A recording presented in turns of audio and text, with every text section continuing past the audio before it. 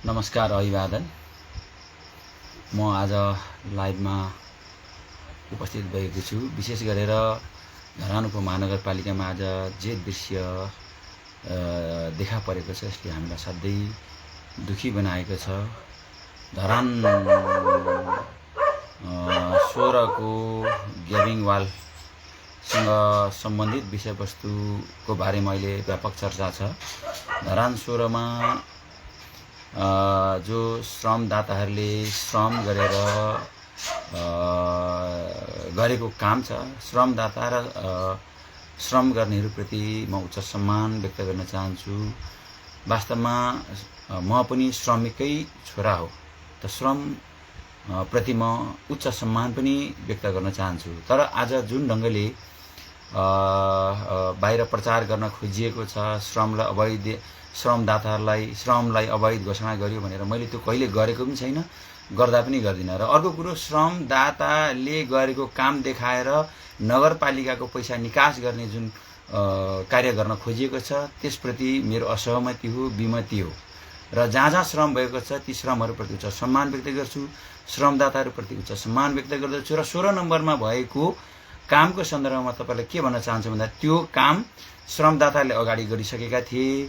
त्यो गरिसकेको कामलाई नगर प्रमुखजीले पैसा भुक्तानी दिनको निम्ति प्रेसर क्रिएट गर्नुभएछ कर्मचारीहरूलाई। बिचरा कर्मचारीहरूले गएर त्यो भएको कामको चाहिँ नि प्राविधिक इस्टिमेट निकालेर नयाँ प्रक्रिया सुरुवात गरेर अब गलत ढङ्गले हैन त्यसलाई चाहिँ नि प्रक्रियामा इन्ट्री गराएर अनि चाहिँ विभिन्न किसिमका फेक बिलहरू भन्छु म। त्यहाँ डोर हाजिरा पनि देखाएको छु मैले। त्यहाँ डोर हाजिरा पनि अचम्म लागेको छ। त्यो ज्यालादारी फल्नाले यति ज्याला पाउने भनेर ल्याएको छ, आज चाहिँ अलिकति सच्याएको देख्यो हो। त्यो ल्याएर आइसकेपछि हामीले के भन्यो भन्दाखेरि, काम गर्नु पूर्व नै कामको सम्झौता हुन्छ सरकारी नियमअनुसार। त्यो सम्झौता बमोजिम काम भएको हो कि होइन, काम गरिएको हो कि होइन त्यो हेरेर त्यो बमोजिम हामीले बिल भुक्तानीको निम्ति अनुगमन गरेर चाहिँ सिफारिस पठाउने हो, अनुगमन प्रतिवेदन तयार पार्ने हो। तर धरान 16 को हकमा त्यो देखिएन। नदेखेपछि हामीले गैर कानुनी काम त गर्न भएन नि नगर प्रमुखज्यू भन्दाखेरि उहाँलाई अब के चित्त बुझाएको छैन। उहाँका समर्थक शुभचिन्तकहरू केही हुनुहुन्छ, उहाँले के चित्त बुझाएको छैन, उहाँले विभिन्न किसिमका कम्प्लेन आरोपहरू लगाइराख्नु भएको छ। मलाई एकदम दुःख लागेको छ। आजको घटना के हो भन्दाखेरि, नगर प्रमुखज्यूले छलफलको लागि उहाँ कार्यकक्षमा बोलाउनु भयो। कार्यकक्षमा बोलाएर भित्र छलफल गर्दाखेरि उहाँको अगाडिपट्टि एउटा स्क्रिन राख्नुभएको थियो। स्क्रिन हेर्दै थिएँ म त। श्रमदाताहरू सबै बोलाएर चाहिँ नि बाहिर हुलुलज गर्दै हुनुहुँदो रहेछ। मलाई त थाहा थिएन। हेर्नुहोस्, उहाँले कुन नियतले त्यो श्रमदाताहरूलाई बोलाउनु भएको थियो, उपप्रमुखलाई म माथि साङ्घातिक आक्रमण गर्ने उद्देश्यका साथ बोलाइएको थियो भन्ने कुरो मैले अनुभूति गरेँ। जस्तै नगर प्रमुखजीको कार्यकक्षको बाहिरपट्टि सचिवालयको कोठाको भिडियो हेरे हुन्छ, त्यसभन्दा बाहिरपट्टि बसेका श्रमदाताहरूको चाहिँ नि भेषमा आएका मान्छेहरूले बोलेका आवाजहरू, रेकर्डेड आवाजहरू त्यहाँ छन्। त्यो नगरपालिकाको चाहिँ नि सिसी क्यामेरामा चाहिँ अहिले पनि कैद छन्। हेर्नुहोस्, त्यो नगर प्रमुखज्यूले आन्तरिक विषयको छलफलको विषयवस्तुलाई चाहिँ जुन ढङ्गले उहाँले चाहिँ हुलुलज गरेर चाहिँ नि आतंकित बनाउने जो काम गर्नुभएको छ त्यसले त्यो कुराले हामीलाई दुखी बनाएको छ र त्यो कदम एकदम सरासर गलत हो।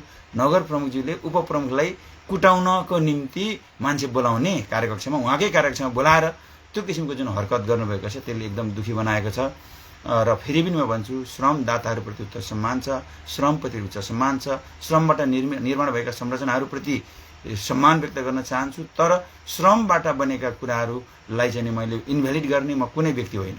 म त्यसलाई त्यो इन्भ्यालिड भन्ने प्रश्नै हुँदैन। तर नगरपालिकाको बजेट लगानी गर्ने तरिका हुन्छ, विधि हुन्छ। त्यो विधिभन्दा बाहिर भएका कुराहरूलाई हामीले मान्न सक्दैनौँ। त्यो चाहिँ विधिभन्दा बाहिर गर्न मिल्दैन। त्यो विधिभन्दा बाहिर कुरालाई जबरजस्ती गराउन खोज्नु चाहिँ गलत हो भन्ने कुरा मात्रै हो।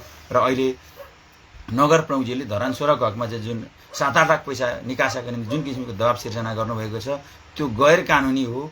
त्यसलाई हामी त्यो चाहिँ स्वीकार गर्न सक्दैनौँ।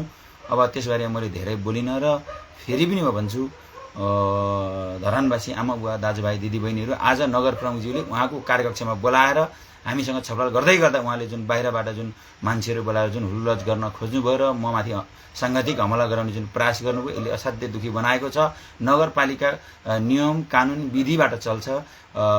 नगरपालिका चाहिँ सल्लाह समझदारी समन्वयमा चल्छ। त्यसका निम्ति हामी सरसल्लाह गर्नुपर्ने व्यक्तिहरू चाहिँ जुन टकराव गर्ने वातावरण जुन नगर प्रमुख स्वयंले सिर्जना गर्नुभएको छ यसले धरानवासीलाई एकदम विहित गरेको छ। मलाई दुखी बनाएको छ। यसले धरानलाई हित गर्छ भन्ने मलाई लाग्दैन।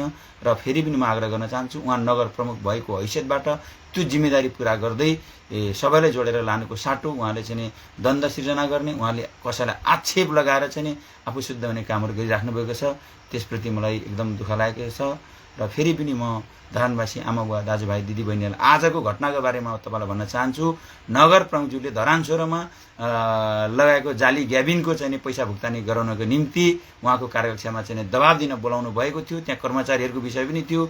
त्यो कार्यक्रममा मलाई बोलाएर बाहिर उहाँले श्रमदाता बोलाएर चाहिँ हुलुर गर्नुभएको छ। त्यस पछाडि धरानको स्थिति चाहिँ नि बिगार्ने काम उहाँले नै गरेको हो। त्यसमा मेरो कुनै केही विषयवस्तु छैन। र उहाँले फेरि पनि म भन्छु, त्यो ढङ्गले चाहिँ गुन्डागर्दी दादागिरी शैलीबाट हुलरज गरेर गैर कानुनी ढङ्गले नगरपालिका चल्छ भने कसैले सोच्नु भएको छ, उहाँले सोच्नु भएको छ, त्यो गलत हो। त्यो कुरालाई उहाँले दिमागबाट निकालेर चाहिँ सबैलाई समेटेर समझदार ढङ्गले एउटा नेतृत्वको भूमिकामा रहेर चाहिँ धरानलाई अगाडि बढाउँदा राम्रो हुन्छ। र त्योभन्दा अर्को विकल्प उहाँले कसै सोच्नु भएको छ र उहाँले गलत ढङ्गले कसैले उक्साउँछ भने त्यो बाटोमा नलाग्न म विनम्रतापूर्वक आग्रह गर्न चाहन्छु।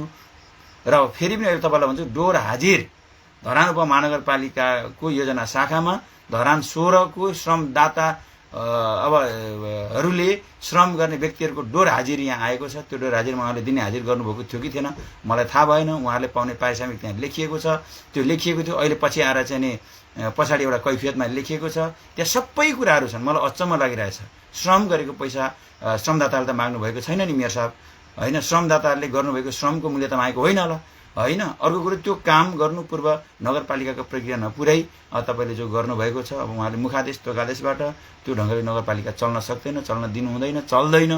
म यही आग्रह र अनुरोध म फेरि पनि सबैमा गर्न चाहन्छु। र तपाईँले डोर हाजिर हेर्न चाहनुहुन्छ भने त्यो सबै मसँग छ। त्यो कागजी प्रक्रिया पनि गलत ढङ्गले उठाउनु भएको छ। हेर्नुहोस् है, पहिलो कुरा नगरप्रमुखले आफूले तोकादेश गरेर त्यो प्रक्रिया सुरुवात गर्नुभएको छ। त्यहाँ त्यो समितिमा चाहिँ जुन नामहरू राखिएको छ त्यो चाहिँ नि नियम सम्मत समितिमा नामहरू राखिएको छैन, होइन? सम्बन्धित वडाको चाहिँ नि नागरिक हुनुपर्नेमा त्यो नभएर फरक छ। अर्को कुरो, त्यो कुरा चाहिँ नि पहिले योजना कार्यान्वयन भइसक्यो, पहिले काम गरिसकेको कुरालाई नयाँ योजनाको रूपमा फेरि नयाँ सम्झौता गराएर त्यसलाई कार्यान्वयन गर्न खोजिएको छ। उहाँ आफैले तोक लाउनु भएको छ। उहाँ आफैले चाहिँ नि वडाको सार्वजनिक परीक्षण उहाँले गर्नुभएको छ। अहिले फेरि चाहिँ नि अनुगमन पनि उहाँले गरेर भनेपछि त्यो सबै काम उहाँबाटै हुने भइसकेपछि वडाध्यक्षको काम के, उपप्रमुखको काम के, कर्मचारीको काम के, होइन? यी यावत कुराहरू छन्। र अब कानुन प्रक्रियाको कुरा काम के, त्यहाँ त्यो चाहिँ अब हेर्नुपर्ने हुन्छ। र फेरि पनि अन्तिममा धरानवासी आमा बुवा दाजुभाइ दिदीबहिनीहरूलाई भन्छु, उहाँले आज जे गर्नुभयो गलत गर्नुभयो। कार्यालयको आन्तरिक छलफलको विषयवस्तुलाई चाहिँ उहाँले जुन ढङ्गले हुलरज गर्ने हिसाबले, हुलरज गरेर आतङ्कित पार्ने हिसाबले, उपप्रमुखमाथि आक्रमण गर्ने हिसाबले जुन ढङ्गले मान्छे बाहिरबाट बोलाएर उहाँको कार्यकक्ष बाहिरपट्टि थुपारिएको थियो, त्यो एकदम निन्दनीय र गलत छ। र त्यो हरकतले धरानलाई ठिक दिशातिर लैजाँदैन। म यही कुरा धरानवासी आमा बुवा दाजुभाइ दिदीबहिनीहरूलाई जानकारी एवं अनुरोध गर्दछु। हस्, नमस्कार, अभिवादन।